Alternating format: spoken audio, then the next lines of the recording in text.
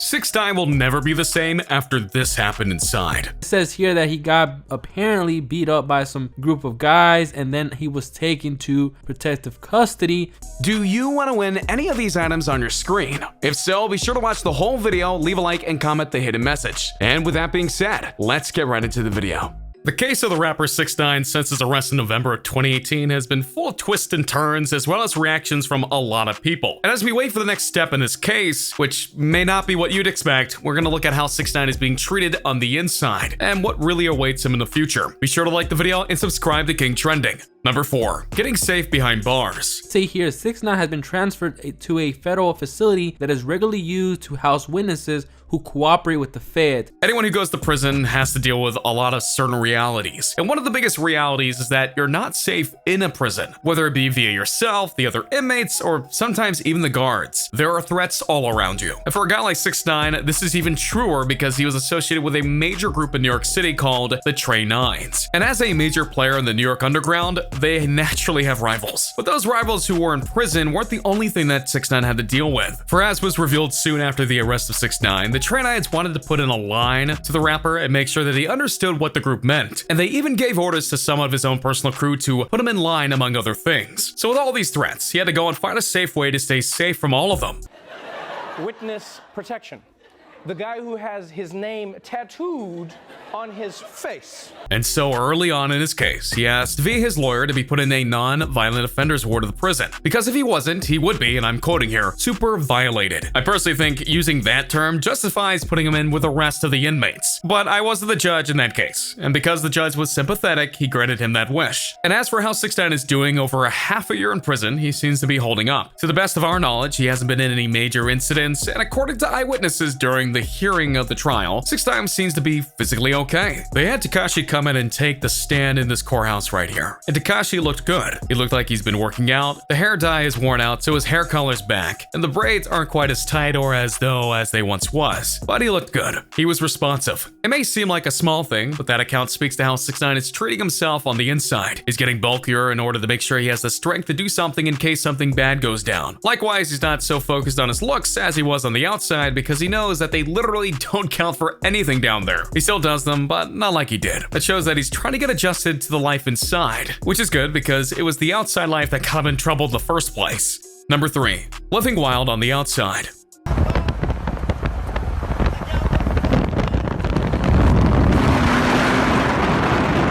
You could say that 6ix9ine is almost literally living an opposite life in prison as when he did outside of it. And no, I don't mean that in terms of the freedom aspect, because there are ways of living somewhat of a normal life in prison despite what people tell you. However, when it comes to 6ix9ine, he was one of the loudest, brashest, and most controversial rappers in the world before his arrest. And now he's living a much more reserved life behind bars because he's not trying to get in trouble or to provoke the wrong people. Which is ironic because if he applied some of that to his outside of prison life, he wouldn't have gotten in the deep amount of trouble that he's got himself locked up by. To refresh your memory of the incident in question, on November 18th of 2018, 6ix9ine got arrested on very serious charges. These charges that were put on him included racketeering, conspiracy, and much more. This was, by and large, the most serious arrest of his life. And trust me when I say that he had a lot of arrests before this one. As information began to spill about the arrest, we found out that 6ix9ine wasn't the only one arrested for these charges. Kafano Shadi Jordan, Jamal Mel Murda Jones, Gentilish Butler, Fugan Fubanga Lovick, and Fahim Crippy Walters were all part of a group that was supposed to be running numerous operations in many areas of New York City. And to put it bluntly, they were trying to make a criminal empire under the banner of the Trey Nines, which of all of them, even 6ix9ine was part of in various fashions. In case you didn't know, racketeering is defined as the illegal running of a business in order to make money. For this particular instance, 6ix9ine and his crew were selling illicit substances and, among other things, all over New York City. And once they did these crimes, they would then go and do more in other territories to expand the reach of the group that they were a part of. Eventually, these activities got the attention of the FBI, and they took what this group had done and who they worked for very seriously. And that's why when the bust went down, they had all sorts of evidence against them, ensuring that the arrest stuck and that there would be no loopholes or technicalities that got any of them off.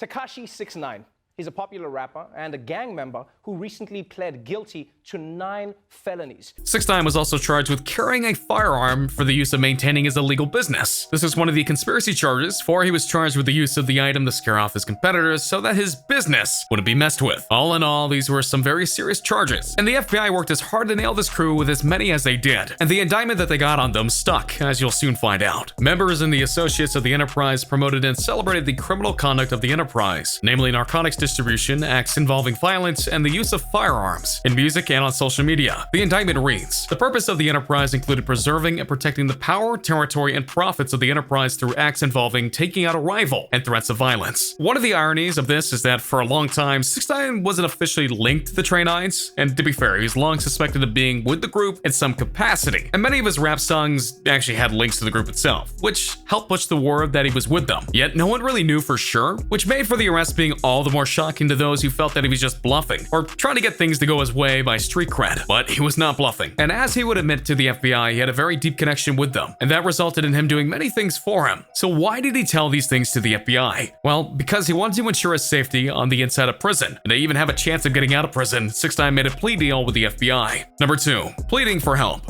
In Texas, I fired everybody in my team. I got no manager, I got no booking agent, no PR, no public. I don't got nobody on my team. 6ix9ine honestly has only himself to blame for just about everything he's gone through. He chose to be part of this group. He chose to do these crimes that he's been charged with, and he chose not to stop doing these things when it was clear that things were only getting worse. And when it seemed that he had no way to save himself, he went and did the worst possible thing in many aspects by becoming a snitch. And as I noted before, he's saying a lot about his connections to the group, and he would just about tell anyone that would listen how tough he was because of the group he was a part of. He's actually a cool kid. And, you know, unfortunately, he got a serious situation on his hands, man, and I try to warn him. It was as if he felt compelled to say it or else no one would believe him, which again, a lot of people didn't believe him because of how loud he proclaimed it. But all of his bravado and all the cred that he got by being part of the Trey Nines, he forgot the most important part of all these things. Mainly, you have to follow the rules. Number 1, know your role and do your job. Number 2, look after the group because it's like family. Number 3, don't betray the group. And to be fair, when it comes to groups like these, there are many ways to betray them. Taking the life of a fellow member without orders, for example, or cutting deals with a rival group is a big betrayal as well, and so on and so forth. However, no bigger sin exists in a group like this than when one of their members becomes a snitch. And to groups like the Trey Nines, there is no greater betrayal, and they would definitely repay that kind of betrayal. Hence the phrase that has been taken on worldwide, snitches get stitches. And 6ix9ine is now snitched because of the plea deal that he cut with the FBI. And not only did he cut that deal, he also lived up to the letter of it, because sometimes snitches do get to the point where they don't want to betray their own people anymore, and 6ix9ine though, he really had no issue in doing that. In fact, he personally had a hand in getting every single one of his crew members to plead guilty or to get a plea deal of their own, because at present, 11 of the people who were arrested and indicted for various crimes I mentioned earlier, 7 of them are now awaiting sentencing because they pled guilty to various things, all because of 6ix9ine. So what did he get in return for such a betrayal? Well, according to his plea deal, he was guaranteed that he wouldn't be given a life sentence in prison,